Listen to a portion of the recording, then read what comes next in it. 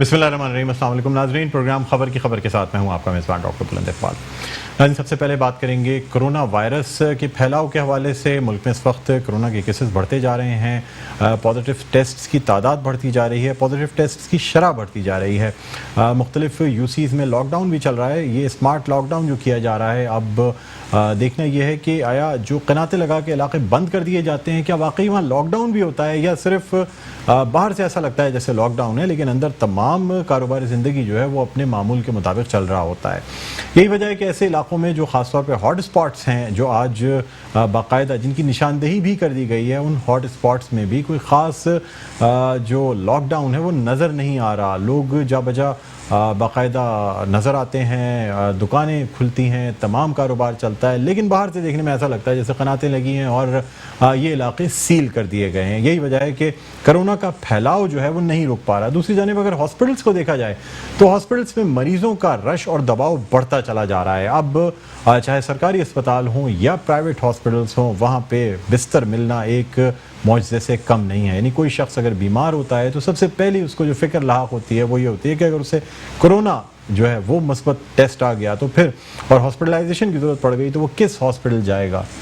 शहर के जितने निजी बड़े हॉस्पिटल्स हैं वो पहले ही अपनी एमरजेंसीज़ पे ये लिख के लगा चुके हैं कि उनकी एमरजेंसीज़ जो हैं वो फुल हो चुकी हैं, और ये डाइवर्जन बोर्ड्स जो हैं ये तकरीबन शहर के तमाम बड़े निजी अस्पतालों में लगे हुए हैं। वेटिंग लिस्ट भी मौजूद है। साथ ही साथ अगर असर रसूख से कोई इन हॉस्पिटल्स में कोई एक आध बेड हासिल करने में कामयाब भी हो जाता है तो फिर उसे 10 दिन का तकरीबन 10 दिन का जो बिल होता है वो एडवांस में जमा कराना होता है। कोई शख्स अगर ये इस्तात नहीं रख सकता तो फिर कहाँ जाए। जो बड़े सरकारी अस्पताल हैं वहाँ पे भी इस वक्त बेड्स का फुकदान है। इसी तरह से अगर हम देखते हैं तो आवाम के पास चॉइस अब कम होती जा रही है, सवाए इसके कि पेशेंट को घर पे रख के इलाज किया जाता है।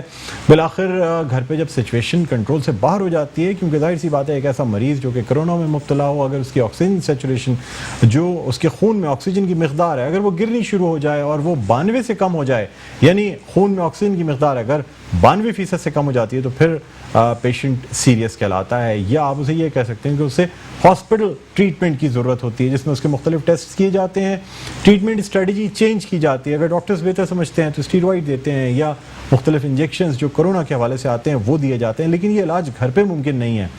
इसके लिए हर सूरत में हॉस्पिटल एडमिशन ज़रूरी होता है। लोग घर पे रख के ऑक्सीजन थेरेपी करके इलाज भी कर रहे हैं, लेकिन शरह अमवात जो पाकिस्तान में अब बढ़ती जा रही है उसकी एक वजह यह है कि लोग अब बहुत लास्ट स्टेज तक मरीज़ को घर में रख कर ट्रीट करते हैं। जब बिल्कुल सांस उखड़ जाती है तो फिर हॉस्पिटल लेके जाते हैं, और जब तक पेशेंट के बुनियादी टेस्ट होते हैं और उसे मैनेज करने की कोशिश की जाती है उस वक्त तक बहुत देर हो चुकी होती है। आखिर क्या किया जाए? हॉस्पिटल्स में बेड्स बढ़ाए जाएँ या लोगों को घर पे जो इलाज किया जा रहा है क्या उसके हवाले से जो है वो गाइडेंस फराहम की जाए, क्या किया जाए, इसी वाले से हम बात करना चाहेंगे। इस वक्त हमारे साथ ऑनलाइन मौजूद हैं डॉक्टर मिनहाज खिदवाई जो कि हेल्थ मैनेजमेंट कंसल्टेंट हैं। जी अस्सलाम वालेकुम डॉक्टर साहब, खुशामदीद कहते हैं सर प्रोग्राम में। जी वालेकुम सलाम, कैसे हैं आप? जी अल्लाह का करम, मैं ठीक हूँ। डॉक्टर साहब, आपने इंट्रोडक्शन में सुन ही लिया होगा जो इस वक्त मसाइल हैं, यानी प्राइवेट हॉस्पिटल्स में बेड्स नहीं, सरकारी अस्पताल में बेड मिलना बहुत मुश्किल, फिर एक नॉर्मल जनरल टेंडेंसी ये है कि एक कोई ऐसा शख्स जिसने हमेशा निजी अस्पतालों में इलाज कराया हो वो वैसे ही सरकारी अस्पताल में इलाज कराते हुए बड़ा डरता है। सर क्या सोल्यूशन देख रहे हैं आप? देखिए, इसमें सबसे बड़ी इम्पोर्टेंट चीज़ ये है कि हमारा पैनिक बटन जो है ना वो बहुत देर में बज रहा है। हम थोड़ा सा प्रोएक्टिव रोल अगर उसमें लें, और जैसे ही हमें पता चलता है या इवन अगर एहसास होता है, अक्सर क्योंकि एसिम्प्टोमेटिक भी जो है वो लोग हैं इसमें, तो हम इमीडिएटली जो है ना वो प्रिकॉशंस लें, और साथ साथ में ये कि जो है ना वो जो सिचुएशन है हमारे मुदाफ़ती क़ुव्वत अपनी बढ़ाने के लिए उसको हम मेजर्स लें ताकि वो नौबत ना आ सके जो कि आने वाली होती है कई मरीजों में। और स्पेशली इस वक्त जो है जो हमारी टेंडेंसी देखी गई है वो ये कि एज लिमिट जो है ना वो बहुत वेरी कर रही है। यंगस्टर्स को भी हो रहा है, मिडिल एज में भी, ओल्ड एज में भी। ओल्ड एज में जाहिर बात है ज़्यादा इम्कानात होते हैं मोर्टेलिटी के बढ़ने के, मगर इस वक्त जो सिचुएशन जो सामने आ रही है वो इसमें यंगस्टर्स भी हैं और मिडिल एज में भी हैं, तो ये हर एज एक तरह से अफेक्टेड हो रही है हमारे जो कैडर है उसके अंदर। तो लोगों को ज़रूरत है कि वो प्रोएक्टिव मेजर लें इस सिलसिले में और एहतियाती तदबीर पहले से ही लें, ताकि जो है जो एक्सट्रीम सिचुएशन है वो ना आ सके। जहाँ तक हॉस्पिटल की बेड्स की बात है, बेसिकली आईसीयूज अवेलेबल हैं, और मतलब ये कि जो वेंटिलेटर हैं वो डेफिनेटली एक इशू है, कई जगह वेंटिलेटर नहीं है। इसके साथ साथ ये कि हॉस्पिटल्स की जो कैपेसिटी है इस वक्त कोविड पेशेंट्स के लिए वो बहुत लिमिटेड है, ना कोई इसमें प्रॉपर कोई प्लानिंग है कि हमें पता चले कि कौन कौन से हॉस्पिटल ऐसे हैं जहाँ पे कोविड का ट्रीटमेंट मौजूद है या मैनेजमेंट मौजूद है। तो ये एक इशू है इसके अंदर। इसमें अगर कोई प्रॉपर हेल्पलाइन इसमें इस तरह की हो जो कि ये कि आदमी उसको एक्सेस कर सके और वहां से इत्तलात मिल सके, तो अगेन इसमें इशू ये है कोई कोऑर्डिनेटेड एफर्ट हो जिसके जरिए आम आदमी को सहूलत मिले अस्पताल जाने से पहले और अस्पताल जाने के बाद। इसमें एक और इशू ये है कि जब हॉस्पिटल पहुंच जाते हैं तो उसमें जाहिर बात है पोस्टमार्टम का एक इशू होता है। अगर खुदा खासा किसी का इंतकाल हो जाता है उसके अंदर तो लाश मिलने में अक्सर देर होती है, तो हमारे जो रिचुअल्स जो हैं उसमें भी एक प्रॉब्लम है। तो एक बिहेवियर चेंज की जरूरत है मेरे ख्याल में इस सिचुएशन में हमारी जनरल पब्लिक को, और बिहेवियर चेंज इम्पोर्टेंट है कि हम अंदाजा करें कि ये जो हालात हैं ये आम हालात नहीं हैं, बहुत ही पेचीदा किस्म के हालात हैं।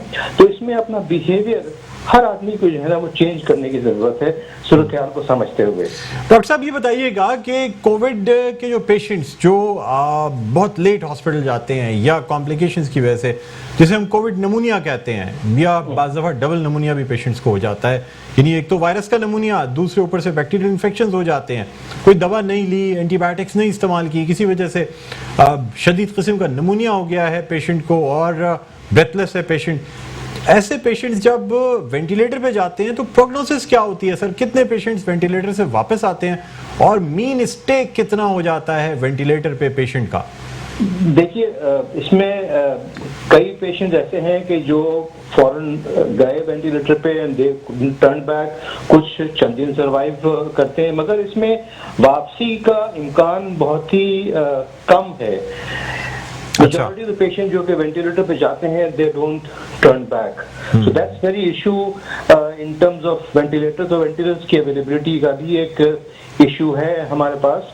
तो हमारी कोशिश थोड़ी सी प्रिवेंटिव इसमें जो है ना वो ज्यादा होना चाहिए, अपने आप को उन हालात के लिए तैयार रखें और साथ साथ में जो अस्पताल हैं उनकी एक पोजीशन अगर ऐसी क्लियर हमारे सामने हो, हमें पता हो, अभी जैसे हमें पता चल जाता है कि हमें कोविड हुआ है तो हम कम से कम अस्पताल जरूर अपने सामने रखें, कोई लिस्ट रखें अपने पास कि ये हॉस्पिटल्स हैं, ये उनके नंबर्स हैं, ताकि अगर खुदा खासा ऐसी नौबत आती है तो उसको हम इंश्योर कर सके। फिर ये कि घर में जो है ना अगर ऑक्सीजन सिलेंडर, ऑक्सीमीटर जो है ना वो अगर रखा जाए तो उससे भी आपको अपनी ऑक्सीजन लेवल का अंदाजा हो सकता है, मेजर कर सकते हैं उसको। सर क्या समझते हैं, क्या स्ट्रेटेजी जिस तरह अमेरिका में अपनाई गई कि यंग पेशेंट्स के लिए वेंटिलेटर ऑफर किए गए और ओल्ड एज पेशेंट्स को कंजर्वेटिव मैनेज किया गया, क्या यही स्ट्रेटेजी पाकिस्तान में भी अपनाई जा रही है या ज़्यादातर यहाँ ओल्ड एज पेशेंट्स हैं जिन्हें वेंटिलेटर पे डाला जाता है? देखिए इसमें सबसे जो मेन चीज है वो हमारे इमोशंस हैं और प्लस रियलिटी को फेस करना। हम लोग इमोशनल जो है ना वो ज्यादा हैं और रियलिटीज को सामने नहीं रखते हैं, तो वो एक हमारे इशू है। अमेरिकन बहुत रियलिस्टिकली उसको चीजों को डील करते हैं और उनको पता है कि ये मसला अगर बड़ों के साथ आता है, ओल्ड एज से आता है तो उनको वैसे ट्रीट करते हैं और जो यंगस्टर्स हैं उनको वैसे ट्रीट किया जाता है। तो अनफॉर्चुनेटली अगेन जैसे मैंने पहले कहा कि बिहेवियर चेंज की जरूरत है हमारे इन जनरल पॉपुलेशन में, और इसमें मेरे ख्याल में अगर जो एनजीओज हैं वो इस सेक्टर में काम कर रही हैं हेल्थ के खास तौर से प्रोपगेशन के लिए, इंफॉर्मेशन को और बिहेवियर चेंज के लिए, तो वो एक इम्पोर्टेंट रोल प्ले कर सकती हैं जनरल पॉपुलेशन में। ठीक है, बहुत शुक्रिया doctor Minhaj Kidwai, health management consultant हमारे साथ ऑनलाइन मौजूद थे। नाज़रीन, अब देखना ये होगा कि पेशेंट्स के मैनेजमेंट के लिए ना सिर्फ सरकारी सतह पे क्या स्टेप्स लिए जाते हैं और साथ साथ निजी हॉस्पिटल्स को मैनेज किस तरह किया जाता है, यानी ऐसे हॉस्पिटल्स जो कोविड के लिए मखसूस कर दिए गए हैं वो, या फिर जिन हॉस्पिटल्स में बेड्स मौजूद हैं उनको किस तरह हाईलाइट किया जाता है। साथ ही साथ आपको ये भी बताना चाहेंगे कि कुछ लेबॉरेटरीज़ हैं जहाँ टेस्ट कराए जाते हैं कोविड के, और मुख्तलिफ ऐसे टेस्ट होते हैं जो कि आजकल बड़े आम हो गए हैं, यानी हर पेशेंट जो है वो खुद जाके अपना कुछ टेस्ट करा रहा होता है, कुछ डॉक्टर्स भी लिख के देते हैं। टेस्ट कौन से ऑथेंटिक हैं, कौन से टेस्ट ऑथेंटिक नहीं हैं, इस हवाले से नाज़रीन बात करेंगे। एक छोटा सा वक्फे के बाद दोबारा आपकी खिदमत में हाजिर होते हैं। कहीं ना जाइएगा, देखते रहिए प्रोग्राम खबर की खबर।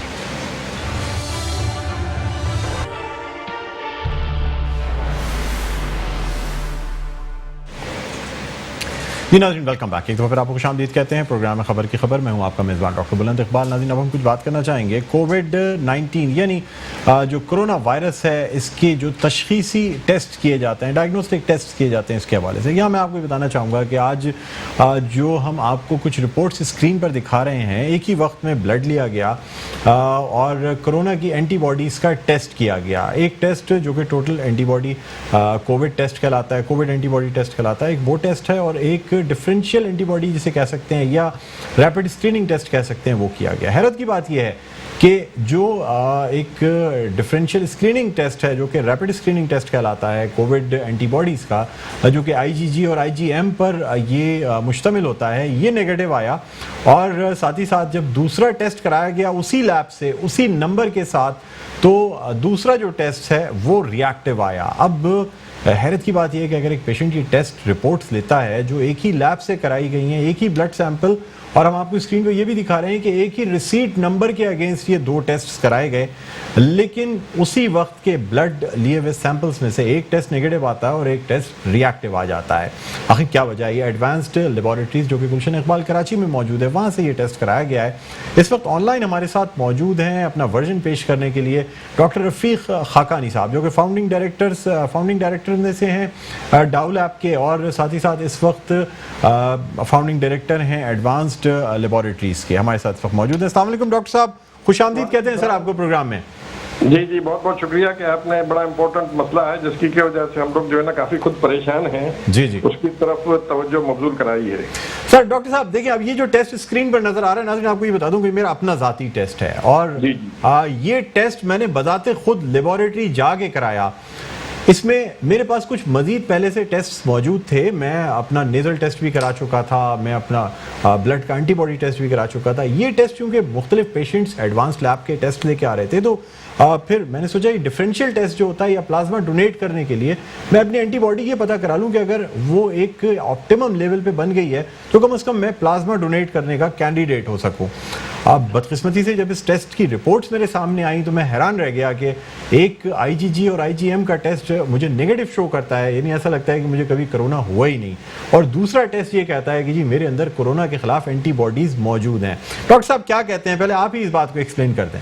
जी देखें डॉक्टर साहब, आपने खुद ने बहुत इंपॉर्टेंट टॉपिक जो है ना इसको छेड़ दिया है जी, और आपने खुद ने कहा कि आप प्लाज्मा डोनर जो है ना वो बनने वाले हैं।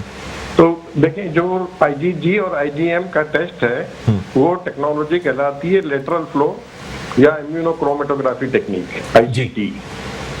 इस टेक्निक की सेंसिटिविटी और स्पेसिफिसिटी जो है ना वो तकरीबन 90% होती है, और उसमें आईजीएम एंटीबॉडी आमतौर पर 7 से लेकर 10 दिन में आनी शुरू हो जाती हैं और फिर 2 से 3 हफ्ते तक रहती हैं।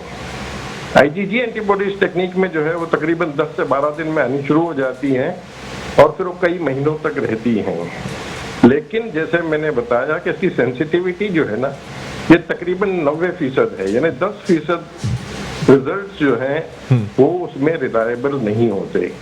अच्छा, ये टेक्निक जो है ना ये शुरू की गई थी बहुत ही शुरू में, जैसे कि तकरीबन आज से 2-2.5 महीने पहले की बात है, और उसका मकसद ये था कि एंटीबॉडीज जैसे ही आईजीजी आ जाएंगे तो वो वर्कर्स या उन लोगों को जिनको के ये एंटीबॉडीज नमूदा हो चुकी होंगी वो सेफ वर्कर्स माने जाएंगे और उनको कहा जाएगा कि इनके पास कोविड पासपोर्ट आ गया है। लेकिन जब इन्होंने देखा कि साइंटिस्ट ने ये देखा कि इसमें 90% सिर्फ रिलायबिलिटी है, 10% इसमें फॉलिटीज हैं। तो फिर नए टेस्ट डेवलप किए गए जो टोटल एंटीबॉडी के ऊपर डिपेंडेंट हैं, और ये जो टोटल एंटीबॉडी के जो टेस्ट है ना, इसकी रिलायबिलिटी तकरीबन 99% होती है। और प्लाज्मा डोनर्स बनने के लिए वो रैपिड टेस्ट के ऊपर कभी भी रिलाई नहीं किया जा सकता, और हमेशा जब तक के इनके टोटल एंटीबॉडी में रिजल्ट पॉजिटिव नहीं आएंगे तब तक प्लाज्मा डोनर्स के लिए जो है ना उनको सिलेक्ट नहीं किया जा सकता। अच्छा डॉक्टर साहब, यहाँ से ये पूछना चाहूंगा कि आपने कहा, सर आपसे ये जानना चाहूंगा, ये कहना मुनासिब नहीं है कि जो है ना जी कि एक टेस्ट का रिजल्ट जो है वो गलत है और दूसरे टेस्ट का रिजल्ट सही है। सर अगर देखें नेगेटिव आपके आईजीजी आईजीएम, सर मैं आपसे सिर्फ पहले ये सवाल, मुझे इस बात का जवाब दे दें कि जो मेरा आईजीजी आईजीएम का टेस्ट है जो कि नेगेटिव आया है, क्या ये टेस्ट दुरुस्त है? मैंने बताया ना कि 90% केसेस में जो है ना, नहीं सर, ये टेस्ट इज स्पेसिफिक टेस्ट, ये दोस्त नहीं होता। सर मैं आपसे हाँ या ना में जवाब चाहता हूँ। आईजीजी आईजीएम का जो टेस्ट आपने जो मुझे रिपोर्ट दी है नेगेटिव की, दोनों नेगेटिव हैं जी। अब टोटल एंटीबॉडी टेस्ट का रिजल्ट देखने के बाद सर आप क्या कहते हैं, ये नेगेटिव टेस्ट फॉल्स नेगेटिव है या ट्रू नेगेटिव है? सर ये जवाब दे दें सिर्फ। नेगेटिव है जी सर, ये फॉल्स नेगेटिव है, यानी टेस्ट गलत है, यानी फॉल्स का मतलब है कि ये टेस्ट इंटरप्रिटेशन जो है ना जी। अभी मेरे बाद आप डॉक्टर फरहान से भी बातचीत कर रहे होंगे, आप उनसे मतलब पूछ लीजिएगा। जी जी। फॉल्स नेगेटिव का मतलब ये नहीं होता। टेक्नोलॉजी जो है ना ये कभी भी 100% नहीं होती, ये 90% टेक्नोलॉजिकली जो है ना ये रिजल्ट सही होते हैं, 10% इसमें गलत होते हैं। सर फॉल्स नेगेटिव का मतलब क्या होता है? फॉल्स नेगेटिव का मतलब ये है कि आप में एंटीबॉडीज मौजूद हैं, लेकिन इस टेस्ट की सलाहियत नहीं है कि ये इस टेस्ट को डिटेक्ट कर सके। ठीक। जबकि दूसरा टेस्ट जो है उसकी सलाहियत 99% है, जो कि रोश कंपनी का है। सर क्या हर पेशेंट आपके पास जो आता है टेस्ट कराने के लिए वो ये दोनों टेस्ट, सर मैंने तो अपनी जानने के लिए दोनों टेस्ट कराए ना, आपके पास जो ज्यादातर लोग आते हैं क्या वो दोनों टेस्ट कराते हैं, सिर्फ एक टेस्ट कराते हैं? हम रेकमेंड भी नहीं करते, और हम जो है ना वो रेकमेंड खुद करते ही नहीं है। जो डॉक्टर से हमसे एडवाइस मांगते हैं और हम प्रेफर करते हैं कि टोटल एंटीबॉडी का टेस्ट करवाया जाए, इसलिए कि उसकी रिलायबिलिटी ज्यादा है। Sir national institute of health ने क्या इस टेस्ट को खत्म कर दिया है, इस टेस्ट को बंद कर दिया गया है या नहीं बंद किया गया है? जी जी, नेशनल इंस्टीट्यूट ऑफ हेल्थ ने इसके मामले में पहली जो रिकमेंडेशन बनाई थी आज से तकरीबन 2 महीने पहले, उस वक्त तक उन्होंने इस टेस्ट को अलाउ नहीं किया था। लेकिन बाद में जब डॉक्टर्स की डिमांड आने लगी और जो दूसरा टेस्ट है जो टोटल एंटीबॉडी का टेस्ट है वो उस वक्त अवेलेबल नहीं हुआ था जी, तो इसलिए उन्होंने इसको अलाउ कर दिया। लेकिन उन्होंने कहा कि इसमें बिल्कुल जो 90% की प्रोबेबिलिटी है, which is not a very good probability, it should be more than 98%, 95% से भी ऊपर हो तो फिर भी एक्सेप्टेबल होता है। लेकिन हमें भी हमारी मजबूरी ये है कि डॉक्टर्स जो है ना वो हमसे कहते थे कि भाई हमें कम से कम आप ये बता दें कि एंटीबॉडीज बननी शुरू हो गई है नहीं, और चूंकि टोटल एंटीबॉडी का टेस्ट अवेलेबल नहीं था तो वो एक मजबूरी थी। अब हम ग्रेजुअली इस टेस्ट को जो है ना वो खत्म कर देंगे, अबेंडन कर देंगे। सर तो इसको अभी तक क्यों नहीं अबेंडन किया जा रहा, किस बात का इंतजार किया जा रहा है? अगर इसमें सर देखिए सर मैं आपसे सर आए हुए भी 10 दिन हुए हैं सर, मैं आपसे एक बात करना चाहूंगा। देखिए सर, कोरोना जैसे मर्ज के लिए फॉल्स नेगेटिव टेस्ट जो है it's a licence to spread the disease. मेरे पास अगर फॉल्स नेगेटिव किसी का टेस्ट आता है, क्योंकि स्क्रीनिंग टेस्ट भी एक तरीके से ये है। नहीं, एंटीबॉडी का टेस्ट जो है ना it is not diagnostic test. Sir screening test में तो माना जाता है ये, चाहे वो टोटल एंटीबॉडी हो चाहे वो हो, और टोटल एंटीबॉडी का टेस्ट प्रेफरेबल है खासतौर पर प्लाज्मा डोनर्स वगैरह के लिए। 90% वाले टेस्ट के ऊपर कभी भी रिलाई नहीं किया जा सकता।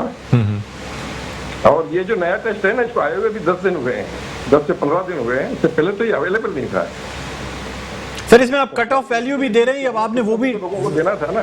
सर मसला ये है कि लैब्स जो हैं वो कभी कोई रिजल्ट्स देती हैं, कभी कट ऑफ वैल्यू के साथ दे रही होती हैं, कभी कट ऑफ वैल्यू भी बंद कर देती हैं, पैसे वही चार्ज किए जाते हैं, लेकिन आप लोगों की मर्जी होती है। अब आप चाहें तो कट ऑफ वैल्यू देंगे, चाहें तो आप नहीं देंगे कि भाई ठीक है एक आदमी अगर वॉलंटियरली प्लाज्मा डोनेट करना चाह भी रहा हो तो अब उसको ये नहीं पता चल सकता कि उसके ऑप्टिमम लेवल उसकी बॉडी में एंटीबॉडीज बन गई हैं या नहीं बनी है।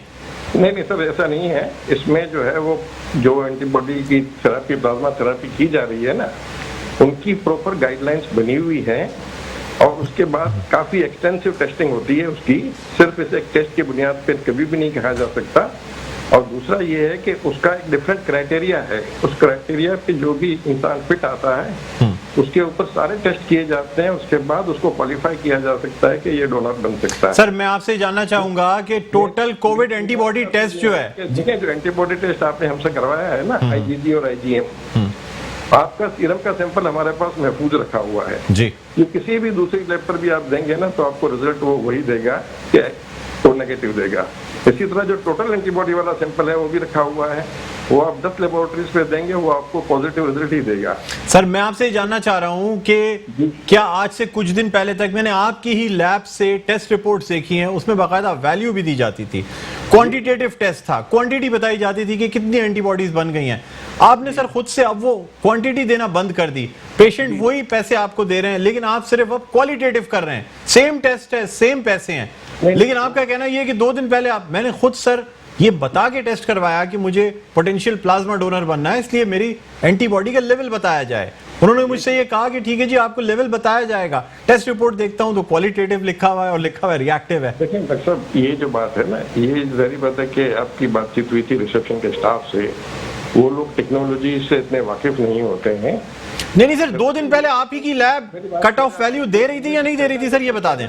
जो टेस्ट क्वांटिटेटिव, ये टेस्ट है ही क्वालिटेटिव टेस्ट सर, लेकिन 2 दिन पहले आपकी लैब ही के अगर मैं रिपोर्ट, वो क्वांटिटेटिव नहीं था, वो हमारा एक टेक्नोलॉजी में टर्म यूज होता है कि उसकी जो लेजर की केमिल्यूमिनेसेंस थी ना, वो उसकी वैल्यू हम देते थे, वो हम आज भी आपको दे सकते हैं, लेकिन ये क्वांटिटी को इंडिकेट नहीं करती।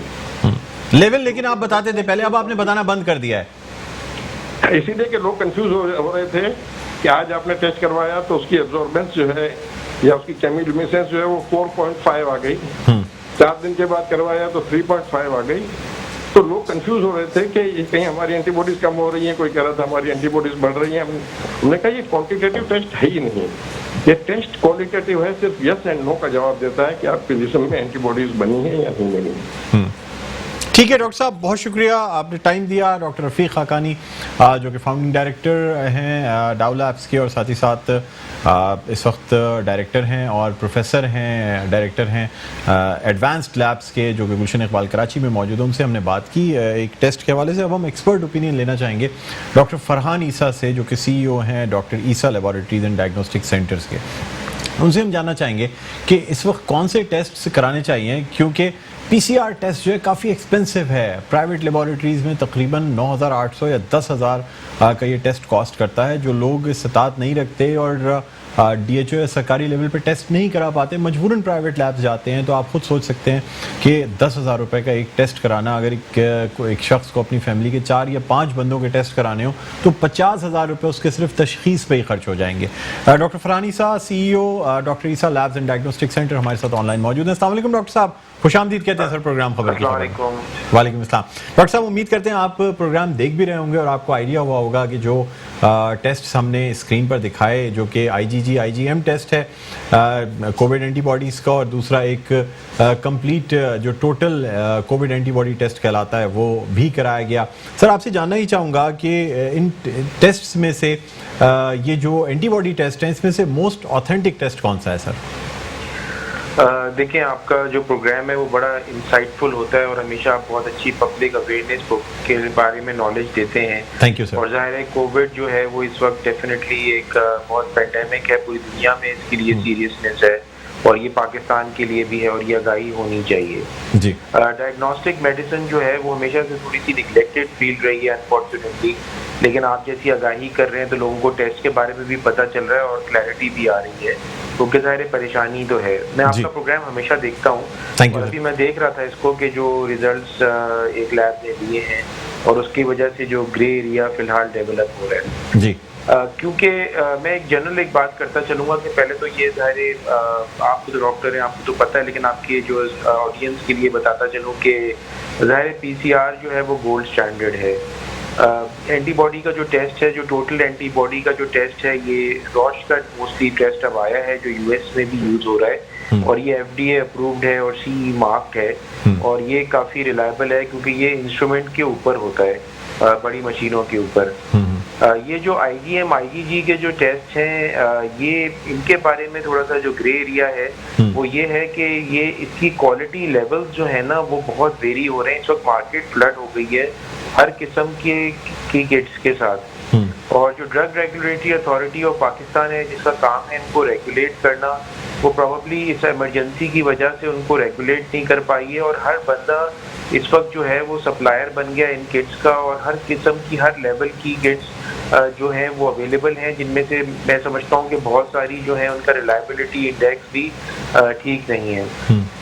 ये जो पहले वाला टोटल एंटीबॉडी टेस्ट है ज़ाहिर है वो एक मल्टीनेशनल कंपनी है जो दे रही है, वो पर्सनली डिलीवर करती है, और भी एक दो कंपनीज हैं जो मल्टीनेशनल्स हैं, तो उसकी रिलायबिलिटी को ज़ाहिर है माना जा सकता है। लेकिन IgM IgG की जो किट्स हैं वो अनफॉर्चुनेटली, जबकि आपने बिल्कुल सही कहा, ये ज़रूरी टेस्ट है अगर ख़ास तौर पे ब्लड प्लाज्मा डोनेट करना हो, किसी की ज़िंदगी बचानी हो, और आपने माशाल्लाह ऐसा सोचा, मैं उसकी कदर करता हूँ। लेकिन ये कि ये जो किट्स के जो लेवल्स हैं ना ये अनफॉर्चुनेटली फ्लडेड है मार्केट में, और इसको ज़ाहिर है कि हम भी जब यूज़ करते हैं तो हमको 4-5 किट्स जो हैं उनका ट्रायल करते हैं और एटलीस्ट 3 किट्स पे साइमल्टेनियसली लगाते हैं, जो कि एक बड़ी अनफॉर्चुनेट सिचुएशन है। तो मैं आपके प्रोग्राम के तवज्जुह से और सारे हमारे जो अहबाब इख्तियार हैं उनसे भी गुजारिश करूंगा कि रिलायबिलिटी ऑफ किट्स को ज़रा मॉनिटर करें, और जो सप्लायर्स हैं जो कि इस प्रोफेशन में नहीं हैं, जो इस वक्त अपॉर्चुनिस्ट हैं जो इसमें आ गए हैं, उन्होंने छोटी लैब्स में ख़ास तौर पे जो है ना ये एक बहुत बड़ी क्राइसिस आ गई है फेक किट्स की। दूसरी वजह ये है कि एक और चीज़ ये कि अनफॉर्चुनेटली फार्मास्यूटिकल कंपनीज जो हैं वो भी ये एंटीबॉडी टेस्ट जो है वो इम्पोर्ट कर रही हैं, और वो बगैर सिंध हेल्थ केयर कमीशन या फेडरल हेल्थ के जो डिफरेंट कमीशन हैं उनको इस्तेमाल, उनसे परमिशन लिए बगैर वो घरों में जाके ये टेस्ट कर रही हैं। तो ये दो मैं आपसे एक बार गुजारिशात करना चाह रहा हूँ। एक तो reliability of the IgM IgG kit, वो मैंने आपसे गुजारिश करी, जैसे डॉक्टर रफ़ीक हनानी ने कहा कि भाई वो 90% या 80% सिर्फ उनके रिजल्ट रिलायबल हैं, लेकिन इससे ज़्यादा जो नुकसान हो रहा है वो ये हो रहा है कि जो फार्मास्यूटिकल कंपनीज हैं वो घर घर जाके लोगों से कह रही हैं कि आपके घर हम आएंगे और 15 मिनट में आपको रिजल्ट दे देंगे इन्हीं किटों से, और ये बिल्कुल एक्सेप्टेबल नहीं है क्योंकि ये डायग्नोस्टिक किट्स हैं ही नहीं, और ये घरों में जाके वो टेस्ट कर रहे हैं, और पहली बात है वो ऑथराइज नहीं है, ना उन्होंने हेल्थ केयर कमीशन से या provincial Punjab health care commission etcetera से परमिशन ली हुई है। दूसरी चीज़ है वो घरों में जा रहे हैं और लोगों को ये कॉन्सेप्ट दे रहे हैं कि अगर आप ये टेस्ट कराएंगे, अगर ये नेगेटिव है तो आप कोविड पॉजिटिव नहीं है, जो कि बिल्कुल ही गलत कॉन्सेप्ट है। क्योंकि वजह ये है कि मैं आपके सामने बताता चलूं कि अगर एंटीबॉडीज से बनना भी होता है तो इन्फेक्शन के 10 दिन के बाद, किसी में 12 दिन के बाद, किसी में 2 हफ्ते के बाद ये एंटीबॉडीज बनना शुरू होती हैं, ये पहले दिन नहीं बनती। तो जो है अगर उस वक्त ये घरों में जाके टेस्ट करेंगे और लोगों को ये मैसेज दे रहे हैं कि ये जो टेस्ट है ये आपका नेगेटिव आया है, तो उससे वो लोग समझ रहे हैं कि हम इन्फेक्टेड नहीं हैं, जबकि वो हो सकता है कि इन्फेक्टेड हो और वो दूसरे लोगों को फैला रहे हों इन्फेक्शन। तो ये भी एक बहुत बड़ी वजह है कि लोग ये इस तरह से मिसगाइड करना और इसको कैंपेन्स को स्टार्ट करना। तो बस गुजारिश ही करता चलूँगा। एक और चीज़ जो आपने बहुत ज़रूरी बात करी वो है किट्स की प्राइस के बारे में जो प्राइवेट सेक्टर चार्ज कर रहा है। बिल्कुल 100% आपने जो फिगर्स बताई हैं वो बिल्कुल सही बताई हैं, और बिल्कुल हम भी 7,900 रुपये चार्ज कर रहे हैं, इसमें कोई दो राय नहीं है अभी। और इसकी भी वजह ये है कि किट्स की जो सप्लाईज हैं वो ज़ाहिर प्राइवेट सेक्टर जो है वो उसको ख़रीदने में जो ट्रबल है और वो उसको मेंटेन करना क्वालिटी को बहुत एक्सपेंसिव है। मैं समझता हूँ कि जिस तरह से अब हमने मास्क बनाने शुरू कर दिए हैं और PPEs बनाने शुरू कर दिए हैं पाकिस्तान में, तो अब जो है ना हमारी बिजनेस कम्युनिटी को, गवर्नमेंट को सपोर्ट करना चाहिए कि ये किट्स जो हमारी इतनी ज़्यादा आबादी है उसकी किट्स हमारी सारी इंपोर्ट होती हैं, वो भी बनानी ज़रूरी है। तो आपके प्रोग्राम के तवज्जुह से मैं मौके का फ़ायदा भी उठा रहा हूँ, लेकिन ये ज़रूर कहूँगा कि आपका प्रोग्राम बहुत ज़्यादा देखा जाता है माशाल्लाह, और सारे जो इम्पोर्टेंट लोग हैं वो आपका प्रोग्राम देखते हैं। तो उनसे मैं कहूँगा कि यहाँ पे जो किट्स हैं वो पाकिस्तान में बननी चाहिए, और इससे हमारी इंपोर्ट का जो बिल है वो भी कम होगा, डॉलर्स का जो ज़र मुबादला है वो जो बाहर जाता है। और अभी बहुत अच्छा काम कर रहा है NDMA और NIH और NCOC। अब मेरे ख्याल से ये वक्त आ गया है कि हम कोरोना के इसी बहाने से इस इम्पोर्टेंट जो हमें पेंडेमिक है इससे एक अपने मुल्क को एक ऐसे दर पे लेके आ जाए जो हमारे में सारा टैलेंट है, इतना पोटेंशियल है, हमारे पास साइंटिस्ट भी हैं, वर्क फोर्स भी है, कि अगर थोड़ा सा सपोर्ट मिल जाएगा तो ये सारी चीज़ें पाकिस्तान में बनने लगेंगी और हम भी उसको उसमें हम अपना ईसा लैब भी अपना कंट्रीब्यूशन जरूर देगा। डॉक्टर साहब, यहाँ आपसे एक बात की जानना चाहूँगा, आपने टेस्ट किट्स की बात की, कोई स्टैंडर्ड मेंटेन किया गया है गवर्नमेंट की तरफ से कि लैब्स जो हैं वो स्टैंडर्ड किट्स जो गोल्ड स्टैंडर्ड है वो उठाएं, खासतौर पे पीसीआर के लिए? पहले सर ये बता दीजिएगा, फिर मजीद क्वेश्चंस करूँगा। देखिए पीसीआर की जो किट्स हैं वो जो एक्चुअली अभी तो बिल्कुल सिंध की अगर हम बात करते हैं तो सिंध में सिंध हेल्थ केयर कमीशन काम कर रहा है। कोई भी लैब जो मॉलिक्यूलर पैथोलॉजी कर रही है और जो पीसीआर कोविड का कर रही है उसको उससे परमिशन लेनी और उसका ऑडिट होना जरूरी होता है और वो आके पूरा इंस्पेक्शन करते हैं। तो कराची में या सिंध में कुछ लैब्स हैं जिनको उन्होंने ऑफिशियली अलाउ किया हुआ है और वो बिल्कुल उसको मॉनिटर करती है। लेकिन जैसे मैंने आपसे गुजारिश करी कि drug regulatory authority of Pakistan जो है वो बनी है, जो पाकिस्तान में जितनी भी किट्स आती हैं, बल्कि मशीनें आती हैं, वेंटिलेटर्स आते हैं, मॉनिटर्स आते हैं, हॉस्पिटल का सामान हो चाहे वो लैब का सामान हो, वो ये उनका काम है कि ये उसको रजिस्टर करें और उसकी क्वालिटी को मॉनिटर करें और उसको सर्टिफाई करें। अब Pakistan drug regulatory authority of Pakistan basically pharmaceutical sector को मॉनिटर करने के लिए और उनकी ड्रग्स को रजिस्टर करने के लिए बनी थी, लेकिन अब उनको ये एडिशनल टास्क दिया हुआ है और ये इतना आसान टास्क नहीं है कि जिसको ये आराम से भी हैंडल कर सकते हैं। मेहनत ज़रूर कर रहे हैं लेकिन एक वैक्यूम है। लेकिन जिस तरह से आपने बात को निशानदेही करी है, ज़ाहिर है जो भी इंपोर्ट होती है वो सिर्फ उन्हीं की अलाउड होनी चाहिए जो क्वालिटी प्रोडक्ट्स हैं और सर्टिफाइड प्रोडक्ट्स हैं, क्योंकि 2 नंबर को आइडेंटिफाई करना वो बहुत मुश्किल काम है, खासतौर पे छोटी लेबॉर्ट्रियों के लिए या छोटे अस्पतालों के लिए। तो ये बहुत ज़्यादा इंपॉर्टेंट रोल है और ये मेरे ख्याल से आपके प्रोग्राम के तवज्जुह से ये मैसेज ज़रूर जाएगा अरबाब इख्तियार को और हेल्थ डिपार्टमेंट को भी कि इन चीज़ों को रोकथाम करें, क्योंकि इस वक्त जिस तरह से मास्क महंगे हो गए, गाउन्स महंगे हो गए, चीज़ें गायब हो गई, अद्वियात जो हैं वो मार्केट से गायब हो रही हैं और प्रॉफिटियर्स जो हैं जो ब्लैक मार्केट कर रहे हैं, वही हाल जो है वो फेक चीज़ों का आगे आना और जेन्युइन चीज़ों का गायब होना और महंगा बिकना, ये एक बहुत बड़ा चैलेंज है जो पाकिस्तान फेस कर रहा है, चाहे वो सिंध हो, चाहे पंजाब हो, चाहे केपी हो या जो है आज़ाद कश्मीर हो, गिलगित बल्तिस्तान, बलोचिस्तान, और ये हर जगह ये चैलेंजेस आ रहे हैं। और आई थिंक कि लेकिन फिर मैं कहूँगा कि आई थिंक ये आप जैसी प्रोग्राम्स हैं जो अवेयरनेस क्रिएट कर रहे हैं और जब इसको लोग सुनेंगे तो इस पर अमल ज़रूर होगा। हमारी आर्म फोर्सेस को मैं सल्यूट करूँगा, वो हर इदारे में जो है वो इन्वॉल्व हैं, चाहे वो और अभी और आई थिंक कि वो भी इसमें एक्ट करेंगी, क्योंकि इससे ज़र मुबादला का भी लॉस हो रहा है और एक इम्प्रॉपर जो है रिजल्ट्स भी मिल रहे हैं। और यही वो वजह थी जो कि इंटीरियर सिंध में कुछ रिजल्ट्स पॉजिटिव आए, जो कि बाद में कराची जब पता चला कि वो नेगेटिव आए, जो कि सही रिजल्ट्स थे। तो आई थिंक कि हम एक मरहले से गुजर रहे हैं, लेकिन इससे इंशाल्लाह ताला जब हम निकलेंगे, कुछ ही महीनों में स्ट्रेंथन अप हो रही है, गवर्नमेंट भी बहुत अच्छा काम कर रही है, federal and provincial, with the help of the armed forces, I think we'll come out of it. Doctor साहब, आपसे एक सर बहुत इंपॉर्टेंट बात जानना चाहूँगा। एक शख्स है जिसको नेजल टेस्ट उसका पॉजिटिव आ गया, पीसीआर पॉजिटिव है, आइसोलेट कर लेता है, बीमारी से गुजर जाता है। अब मसला ये है कि आइसोलेशन ख़त्म करनी है, एक कैद से बाहर निकलना है, लेकिन इस बात का भी यकीन करना है कि वो आगे किसी को फैलाएगा नहीं। क्या किया जाए? टेस्ट कराया जाए, पीसीआर कराया जाए, एंटीबॉडी टेस्ट कराया जाए, क्या किया जाए कि हतमी तौर पे ये पता लग जाए कि अब वो शख्स यानी अपने अंदर तो उसने रिकवर कर लिया है लेकिन किसी को फैला नहीं रहा है वायरस? देखिए ये फिर वही वाली बात है कि ये क्योंकि नोवल कोरोना वायरस है, ये दुनिया में पहली दफ़ा फैला है और इसके बारे में नई तशखीस आ रही है। इसके बारे में WHO तक हर 2-3-4 दिन में अपना बयान चेंज कर रही है और अपने कमेंट्स चेंज कर रही है और पॉलिसी गाइडलाइन। वक्त मुख्तसर है फरहान भाई, मुख्तसरन बता दीजिएगा। मैं सिर्फ ये कहता हूँ, मैं सिर्फ ये बताना चाह रहा था कि सिंध गवर्नमेंट ने एक नोटिफिकेशन निकाला है कि अगर कोई पीसीआर पॉजिटिव आया है और 10 दिन तक उसके अलामात सारे ख़त्म हो जाते हैं और कोई तकलीफ नहीं होती और वो बिल्कुल नॉर्मल फील करता है, तो बगैर टेस्ट कराए जो है वो अपने काम में आ सकता है। अलामात खत्म होने के कितनी दिन बाद वो अपनी आइसोलेशन खत्म कर सकता है? 10 दिन। अलामात खत्म होने के 10 दिन के बाद आइसोलेशन खत्म की जा सकती है जी। ओके, थैंक यू जी। बहुत शुक्रिया doctor Farhan Isa, CEO doctor Isa labs and diagnostic centre हमारे साथ ऑनलाइन मौजूद थे। नाज़रीन, प्रोग्राम का वक्त अपने अख्तिताम पर पहुंचता है। मुझे बुलंद इकबाल को इजाज़त दीजिए, अपना बहुत ख्याल रखिएगा। अल्लाह हाफ़िज़।